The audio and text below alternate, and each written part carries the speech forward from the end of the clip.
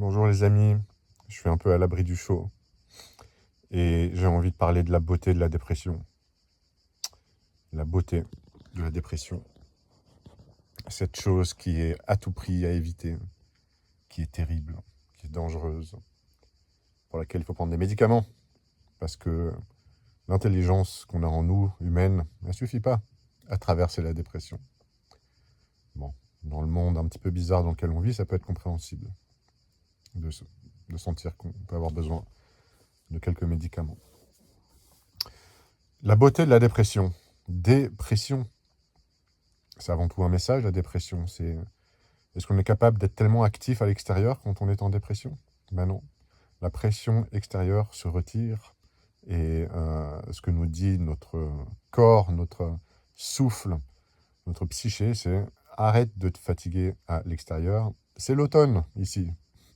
Les feuilles ont tombé, il faut que ça composte, il faut que ça fasse du nouveau terreau pour l'année prochaine. Et t'es un peu con de vouloir continuer à faire pousser des fleurs et des fruits alors que c'est l'automne. Bon, il y a peut-être quelques plantes qui font pousser des fleurs et des fruits quand c'est l'automne. Comme il y a peut-être quelques humains qui arrivent sainement à avoir une forme de productivité dans leur dépression. Des réflexions, la psychologie, la création artistique, toutes ces choses-là. Mais en général, c'est un moment pour le retour vers soi et pour laisser travailler ce qui se passe en soi. Et ça, ce retour, eh ben, c'est quelque chose que l'on n'a pas appris, et je dirais même que tout dans notre monde, aujourd'hui, et depuis, je ne sais pas, peut-être quelques dizaines d'années, s'enchaîne et s'empile pour nous extraire de nous-mêmes en permanence et toujours avoir cette attention tirée vers l'extérieur. Nos émotions sont manipulées par les événements extérieurs. Notre souffle suit nos émotions, notre psyché rationalise tout ça et légitimise tout ça. Et finalement, le regard intérieur peut être souvent salvateur. Et si on parvient à le faire avant que burn-out ou peu importe ne se présente, eh ben, ça peut même permettre d'éviter des coups un peu trop durs. Parce que ce cycle de dépression, pour moi, c'est un cycle naturel, c'est un peu comme les saisons. Et ne pas accepter la dépression, c'est un peu comme ne pas accepter l'automne. Et voir la dépression comme quelque chose de négatif, c'est comme si on dit ben, l'automne, c'est mal. L'automne, c'est mal. Mais bon, il y a des pommes en automne. Il y a des pommes. Il y a des châtaignes.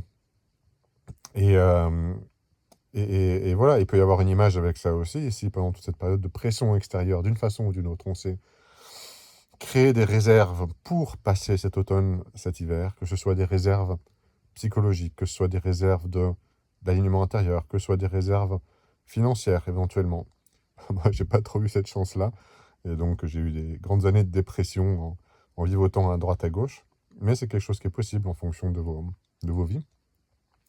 Et bien, tout ça, on peut faire comme le petit écureuil et se dire, OK, là, je sens en moi que le feu que j'avais pour faire des choses, c'est plus le même. Je sens que plutôt que d'être pleinement actif dans ce que je fais, eh ben, j'ai l'impression de me vider un peu de mon énergie et de me décentrer dans les choses que je veux faire.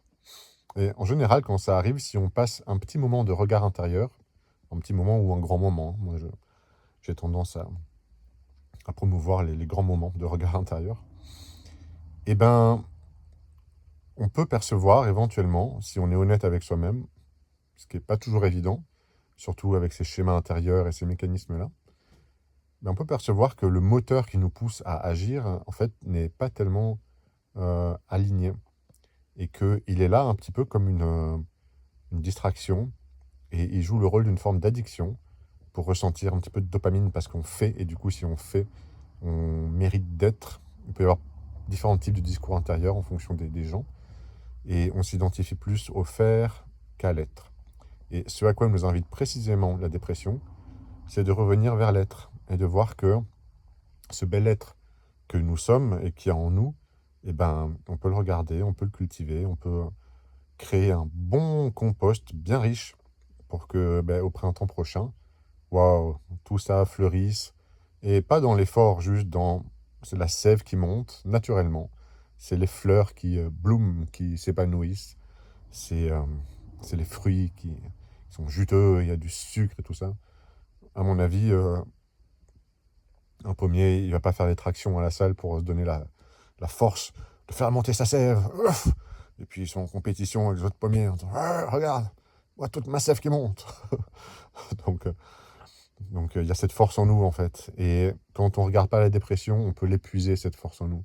Pas de façon définitive, mais momentanément, et ça peut devenir un petit peu désagréable et puis un petit peu compliqué. Et du coup, cette dépression, cet automne, ça peut être des automnes de plusieurs années, ça peut exister, ça, sur des gros changements de vie. Ça peut aussi être des mini-automnes de quelques heures à des moments donnés où il y a des décisions à prendre, où il y a une émotion forte qui est remontée, où il y a des choses à gérer, à digérer. Le compost, c'est ça, hein, c'est la digestion de ce qui n'a plus lieu d'être. Ce qui n'a plus lieu d'être en nous, les branches, les schémas obsolètes, les croyances obsolètes, les façons de se comporter qui sont basées sur des choses figées dans le passé, ben, tout ça, c'est des branches mortes. Et avec la dépression, on s'autorise à laisser tomber ces branches mortes et ça va petit à petit ben, composter et puis faire un merveilleux terreau, quoi. Donc voilà, la beauté de la dépression. Et vivons dans un monde où on célèbre ça, en fait, quoi, parce que tout le, tout le cycle du vivant est beau et juste. Et je suis désolé si le discours que j'ai là vient chercher des personnes qui souffrent profondément de la dépression et du coup, qui se sentent un petit peu rejetées dans leur vécu par rapport à ce que je dis là. Et tout mon cœur avec vous. Et peut-être que c'est pas le moment pour vous de considérer cette question. Je la partage quand même. Quel est le degré de la pathologisation de la société envers la dépression? Quel est le pourcentage de ça qui est responsable de votre souffrance? Peut-être que vous pourrez vous poser cette question une fois que les choses seront devenues un petit peu plus légères. En tout cas, je vous souhaite de trouver des belles ressources pour accompagner ces mouvements intérieurs qui sont beaux, et vous êtes beaux. Et voilà, il y a une beauté intrinsèque, j'en suis convaincu, en chaque individu. Et, et pour moi, la dépression, c'est vraiment une invitation, en fait, à cultiver le terreau qui permet à cette beauté d'émerger. Et j'ai pas étudié la dépression de façon clinique, de façon étendue, et donc c'est possible qu'il y ait des choses qui sont nommées dépression et qui relèvent d'une forme de médicamentalisation, quelque chose comme ça. Et je suis pas là pour dire prenez pas de médicaments, ceci, cela, sûrement pas. Je suis là pour dire cultivez quelque chose avec votre intérieur, parce que c'est beau, c'est précieux, et pour moi, on ne sait pas ce que le monde nous attend, mais ça, on l'aura toujours avec nous. C'est un vrai investissement. Tout le temps qu'on passe à cultiver un rapport sain, beau, léger. On n'est pas obligé de s'asseoir tout droit et de se prendre pour un yogi tibétain. On peut juste observer sa respiration pendant 5 minutes, 10 minutes, 20 minutes de temps en temps. Observer ses sensations corporelles, observer comment la sensation des émotions bouge en nous. Et passer du temps comme ça, être curieux de ce qui se passe en nous. Et ça, c'est possible pour tout le monde. C'est vraiment possible pour tout le monde.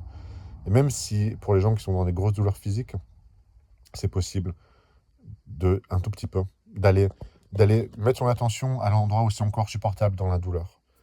Et d'être curieux.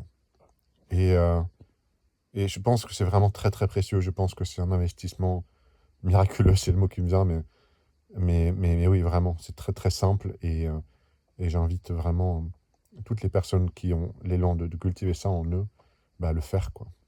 Allez, tchuss.